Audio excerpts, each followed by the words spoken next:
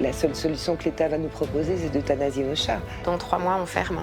Cette émission est peut-être notre dernière chance de rester ouvert et de pouvoir encore longtemps accueillir nos pensionnaires. À Schaerbeek existe l'un des plus vieux refuges pour félins, ouvert depuis 1987, le Fanal des chats. À la base, le refuge a été construit à cause de la détresse animale qu'il y avait principalement à Bruxelles. On recueille quand même à peu près entre 250 et 300 chats par an. J'ai à peu près actuellement entre 30 et 50 demandes par jour. On a une liste d'attente de plus de 150 chats. Donc oui, je pense qu'on est vraiment d'utilité publique. Au Fanal des chats, tout est fait pour que les pensionnaires ne manquent de rien. Nourriture, litière, jouets, soins de santé, charges et employés. Tout cela a un coût, 18 000 € par mois.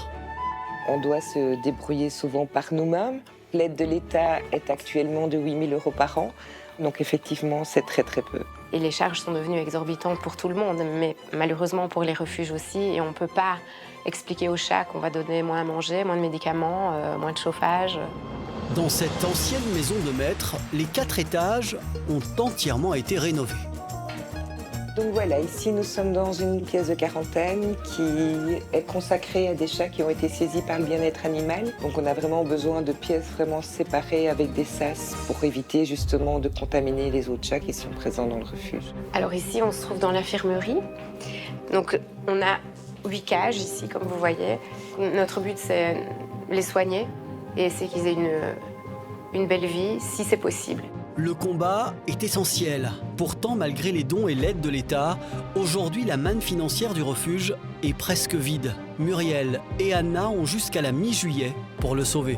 On existe depuis 87 et ça ne nous est jamais arrivé. On est au désespoir complet parce que voilà, s'il ne se passe rien, dans 3 mois, je ne sais pas ce qui va advenir de tous nos petits chamis ici. Tous les refuges de Belgique sont remplis, donc dans 3 mois, on ne sait pas trop ce qu'on va faire. Ce qui aide réellement le refuge à fonctionner, ce sont les legs. En 2018, une Bruxelloise décède à l'âge de 86 ans. Dans son testament, elle décide de léguer sa fortune au Fanal des chats.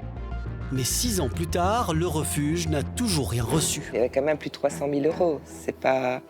C'est quand même un montant assez colossal. Et quand nous, on a reçu les décomptes, il n'y avait plus rien. Et donc, en allant chercher le compte qui avait été clôturé, on s'est rendu compte qu'en fait, la femme de ménage de cette dame, avant même le décès de cette dernière, avait complètement vidé le compte. Cette femme de ménage a travaillé pour cette dame qui nous a fait ce legs pendant des années. Elle avait toute sa confiance. C'est juste inique. Selon Muriel et Anna, la femme d'ouvrage aurait abusé de la confiance de l'octogénaire chez qui elle travaillait depuis 20 ans. Elle aurait notamment retiré de l'argent en faisant des courses pour sa patronne.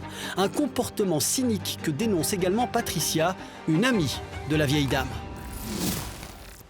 Elle a enlevé la nourriture de la bouche des chats du Fanal. Et ça, pour moi, c'est scandaleux. Elle est morte sans savoir ce qui se passait. Heureusement, elle a voulu aider le Fanal un maximum. Et c'est sa femme d'ouvrage qui a tout pris. Pour moi, c'est honteux. Et c'est profiter d'une personne âgée, c'est punissable par la loi, normalement. Depuis la mort de cette vieille dame, la femme d'ouvrage aurait disparu de la circulation. Le refuge ignore où elle se trouve. Notre équipe décide donc de partir à sa recherche. Et après plusieurs tentatives, une adresse s'avère être la bonne.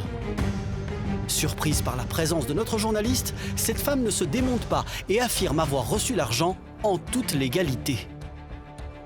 Mais moi, je ne forcé personne. Il avait toute la tête. D'abord, je vous dis, l'avocat a parlé avec elle. Quand il est parti, il m'a dit, toute la tête, elle sait ce qu'elle fait.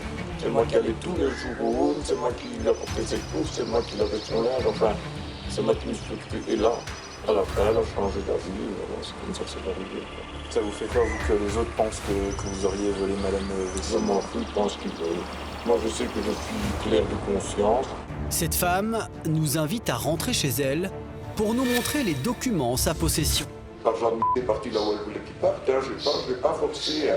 Elle a changé d'avis, c'est quand même son droit, non? Et elle avait sa tête, vous voyez bien le papier du médecin, je ne vais pas forcer le médecin aussi à dire tu écris ça, je te dis.